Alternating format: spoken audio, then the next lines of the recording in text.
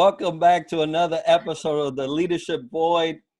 Enrique here and Vince, and we're excited for the guest we have today. And she's a wonderful person, a great veteran, doing great things here in Central Florida. And Vince, I just love every time we get another guest on our show. Yeah, absolutely, Enrique. I mean, like you said, we are just honored and blessed. And her name, if anyone knows about her, everyone knows about Trish Murphy, by the way. So we're just honored, and it's such a pleasure to have her here. So we'll just dive right in. So Trish, tell us about you. Well, apparently I'm a celebrity now. So I didn't know that. So I own my own business, do social media marketing for small businesses and comprehensive marketing strategies. So that's what I get paid to do in that marketing world. I absolutely love it, and I love working with the small business community. So that's what I get paid to do. What I don't get paid to do is all the volunteer work I do for FAVOB, the Florida Association of Veteran-Owned Businesses. And currently I'm the chairman for the Orlando chapter. That's really where the leadership skills development really comes into play. Love both those things that I do. It's important pieces of my life. Of course, I'm a mom, veteran, kind of all those things all wrapped into one. So a little bit of a superhero. That's wonderful to hear. Now, I love the fact that you're a veteran. Besides all that list of things that you're doing right now, tell us a little bit about that. Oh, so I spent 4 years in the Air Force. I was actually a mechanic, which surprised everybody when I chose that. But it actually was, I scored really high in mechanics on the ASVAB, which I was surprised about. Everybody was too. And I was like, well, okay, let's do it. So I chose that. And I remember my grandmother, my dad's mom, when I told her what I was doing, she was mad at me. She's like, why didn't you go in to be a nurse or something, or admin? And I was like, well, because I want to learn that, and I've never done it before other than sitting and watching my dad do stuff in the garage. So I did that. I was the only female mechanic out of 100 guys for quite a while in our unit. So that came with some interesting dynamics. But I learned a lot. I really enjoyed it. I loved working on the equipment. I loved fixing something and troubleshooting. There was a sense of accomplishment that came with it. And today I know how to take stuff apart, put it back together. But I don't do it.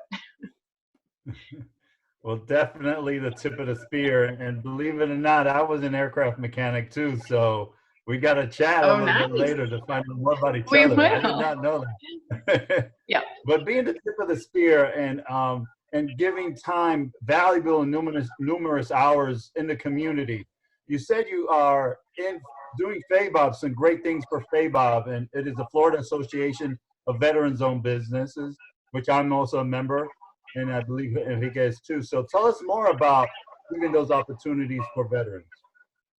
So I'll just talk in my sphere. So everybody in FAVOB, they have a different why. But as an organization, one of our main goals is we want to be the state of choice for veteran-owned businesses. We want to have the best opportunities. We want to have the best growth. We want to have the best programs, both with local municipalities, with, larger corporations right here in the state, because we've seen the data and we know that veterans make excellent business owners. 9% of business owners are veterans, although the population, veteran population across the United States is less than 9%. So we have a higher rate of veterans who own businesses. And in the state of Florida alone, we have 185,000 veteran-owned businesses right here in our entire state. Those are based on the last census numbers that have rolled out by the SBA. And veteran businesses bring in $57 billion per year in revenue right here in the whole state. So we really make a big impact, and we don't have a single voice. And we want to change that. So I tell everybody there's 185,000 veteran-owned businesses in the state of Florida, and I want every one of them. I want to know them. I want to learn them. And as veterans, we understand the value of being a team together. Can you imagine the power if we all pull together and help each other grow businesses and opportunities, whether we're a business to consumer or a business to government or a business to business type business? I mean, there's such potential in that group of people. We're just untapped. We're not pulled together in a single unified organization. And that's what FAVOB, that's our BHAG, that's our growth. That's what we want to do. We grow up, that's what we want to be, and we're gonna do it. And as Vince had said, we're both members of FAVOB, happy members at that, and because we see what you guys do on a day-to-day, how much you help the veteran-owned businesses, and just to hear the sheer number, right? It's staggering when you think about it. And for one state, so imagine, you know, how vast it is across America. But here Right. in Florida, we're doing so much. There are veterans that are, you know, taking their chances at business, and these certain times that we are living in today are kind of, you know, shaky. There's a lot of questions of what's going to happen here and there. If a veteran, how do you feel if a veteran was thinking, oh man, you know, when is the best time to go ahead and go with my business? What's your assessment of the times versus, you know, a veteran actually going for it? When's a good time to jump in both feet and start your business? Wow, that's an excellent question. Well, I would say first, always get a mentor. Do your research, learn as much as you can, but also at the same time, don't paralyze yourself with perfection, right? I had this conversation with a friend of mine that we tend to, especially in the military, right? Everything has to be so. We have that experience. Everything has to be perfect for the most part.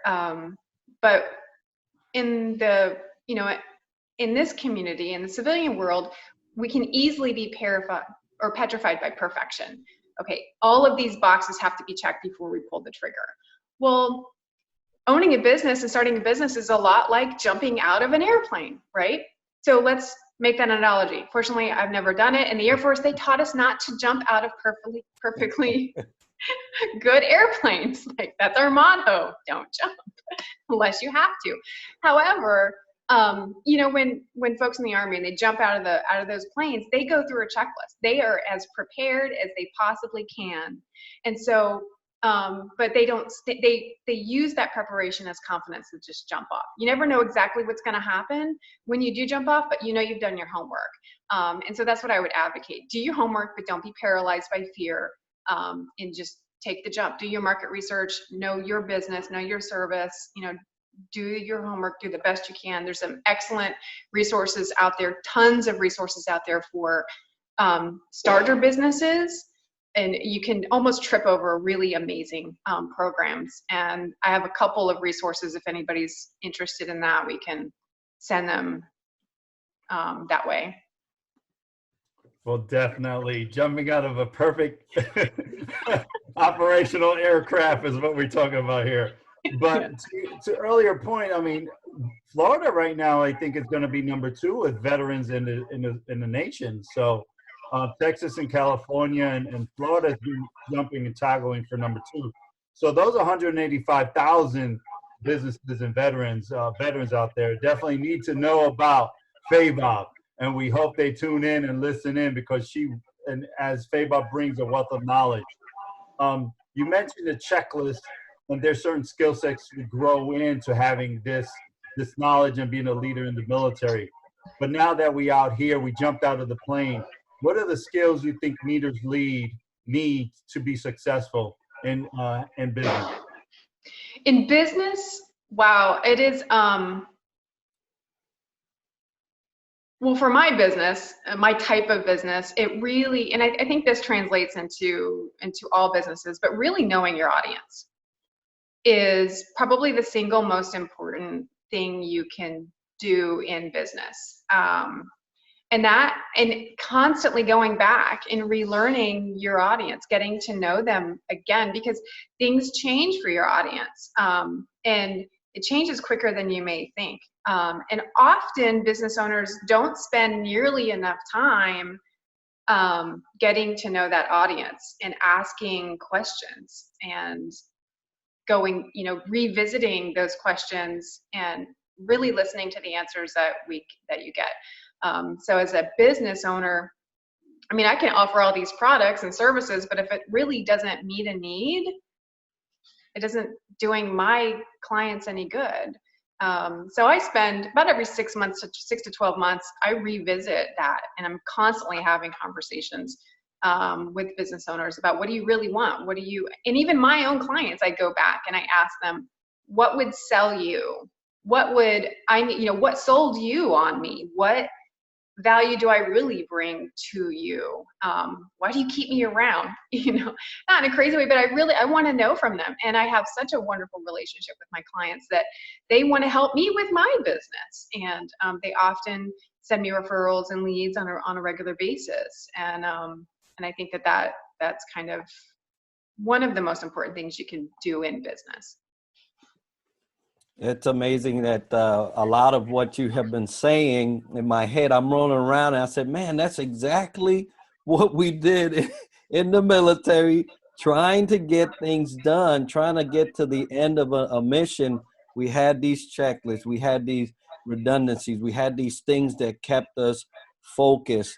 And the beauty of a business in Florida, as you have mentioned before, Tricia, that there's a lot of us veterans that have the capability of doing this. The earlier question was, when do you jump in, right? If this is not the time to jump in, I don't know when it is. Basically everything has been leveled in terms of who's got the attention, who's everything. So with all the vast background that we have, I think that veterans are more than capable, if they still have to do their homework, like you said, right? Do your homework, because it is a volatile thing. But what do you see as far as veterans? What do you see their potential in actually, building a business and following it through? I think veterans are the single most equipped group of people in our community. We come out of the military wholly capable of this. The problem is we don't realize it. Most of us don't realize it. And I tell business owners often, and like if a corporation gets their hands on a senior NCO or any officer out of any branch of the military, you have a COO in a box, right? The challenge is our corporations don't realize that, and the ones who do make tons of money.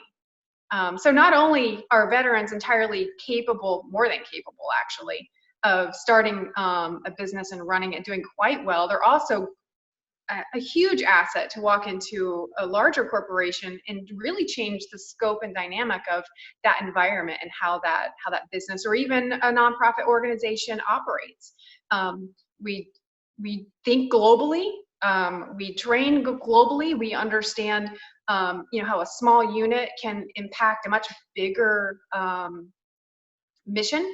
We understand how a small part works inside of a larger part. We get all of that stuff. Our biggest hang up I want to talk about, because I think this is very important, biggest hang up is we've not learned how to adjust quickly to a new context. So, and that's the biggest challenge that I've seen veterans struggle with, right? They're like, what is my context? So it's like going from one country to another, a completely foreign country, not even related, or to a completely different planet.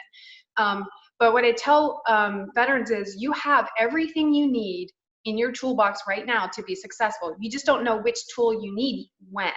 So just take some time and think through it. But I promise veterans have every single skill set. We're used to kind of having the playbook provided for us, and that throws us off a little bit. But it's just a little bit of an adjustment. So that is the biggest challenge that I see veterans have. Wow. So I love the term COO in a box. That was great. But yeah, we are equipped, and sometimes we get on our own way. You know, we need to get out of our own way. But to your point, we have a playlist. We understand, and here we have terrain that we haven't navigated, and there's a lot of tripwire. And one of the show is the leadership void. So there's some voids that leaders and mistakes that we make going throughout our journey, especially transitioning. So what do you think are some mistakes leaders make transitioning to or in an organization or building their own business? What skill sets you think they trip over as they go through? Skill sets. I'm not sure something they trip over so much as forgetting.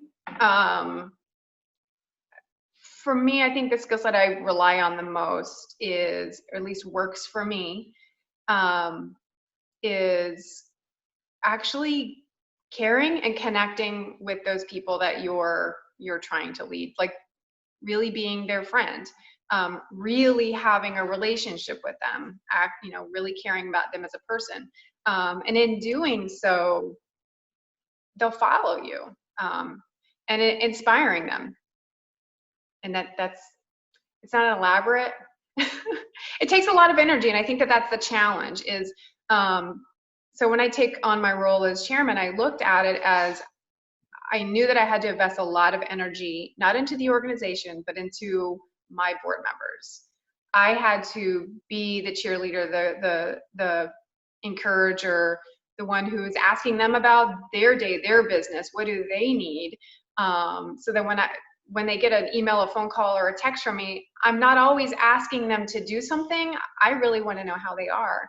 And that's my own personal philosophy in leadership and what I do with FAVOB. And so, yes, part of my responsibility is an entire chapter and those members associated to that chapter and basically the entire organization. But my number one priority is my board members, and that's my perspective. And look, FAVOB is sold here because we're both members, and I can tell everybody that's listening, if you are a veteran-owned business and you have not tapped into FAVOB, we will supply that information at the video somewhere down in there in the comments. But you're missing a great resource, another basically unit. Basically, that's what it is to me, right? It's another unit that I've tied into with great service members from all types of walks and services that have one thing in mind, and it's effective, efficient, and prosperous business. And so I encourage everyone to get involved and get plugged in. In terms of FAVOB and the things that you guys are doing and are going to do, what can you tell us about those things? So one of the most exciting things we have is our Tampa chapter is officially launching later this month. It's going to be a virtual launch because we're keeping everything kind of safe. But we made the decision, instead of holding back and postponing that launch to the point that we can have a physical celebration, we're just going to do it live. We're just going to do it online.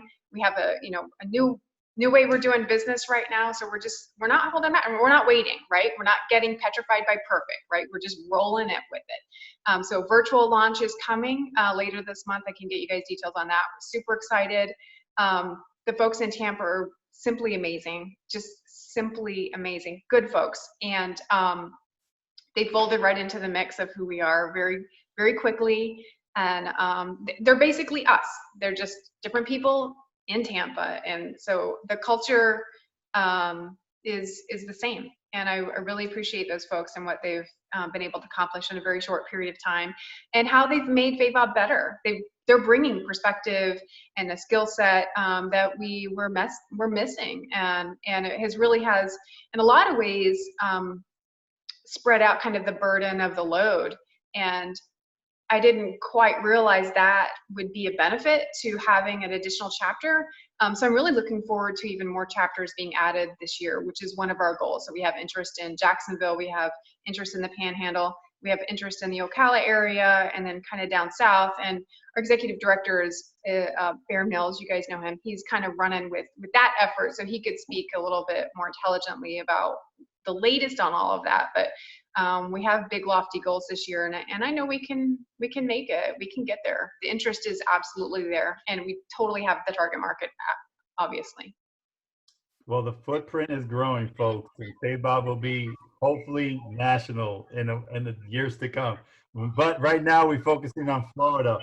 So what are the events coming up in Orlando, and how do people reach you? Facebook and email, I don't know. Share with the audience how to reach you and what events are coming up in Orlando. So May 21st, in roughly 20 days, we are going to have a Zoom Power Hour lunch. So we'll have a handful of panelists to talk about, how to do your business in this new environment. It's kind of focused with opening up a little bit. I'll be speaking. We'll have a business development folks there, another person talking about the environment and how that is playing into COVID-19 and what we're dealing with. So I'm really excited. I'll be nailing down our speakers this week and rolling that out. So that'll be just a real 1 hour, 12 to 1 o'clock. We'll have our panelists will speak for a few minutes, and then we'll open it up to Q&As and discussions. Our virtual events have been pulling between 30 and 60 people. So it's really exciting, and it's an excellent opportunity to network. So those, although it's Orlando is doing the one on the 21st, we're in charge of organizing that and executing on it. It's open to all of FAVOB members and then potential members. So no cost to attend. You don't have to be a member. We would like you to join because we need support, right? The only way that we're going to make a difference is with numbers. We need to grow our team here. So take a look at that. Facebook's a great place to get all that information, our website as well. Shoot us emails, phone calls, whatever. We're here. Yes, and we'll provide all that information so that all the listeners can reach out and contact you all. Yeah, Vince, every time we get another speaker, I'm just encouraged about the veteran presence here in Florida. The quality and of what is going on with fellow veterans, with business owners, and hearing that some of the voids that we talk about on the podcast are being filled in other places, and so that's encouraging, isn't it? Yes, indeed, and we're just so honored to have Trish with us today and sharing a great opportunity for veterans that either want to dive into business or already are in business. So 9% of us are here doing it, 185,000 in Florida. There's some great opportunities, folks. Please tune in. Please continue to aspire to be part of this great unit, as Enrique mentioned. And as we're moving forward, we have next week on May 20th, our next question, which is, what's a lesson learned you wish you knew had early in your career? And Trish mentioned the first tidbit, which was having a mentor and a coach. So we're going to talk about that actually next week. We're just blessed to have Trish with us. And again, Florida Associations of Veteran-Owned Businesses, FAVOB. So we thank you, Trish, for being here. And we hope this expands and everything you have on your list and goals for the year gets accomplished and even more. Absolutely. Thanks for having me.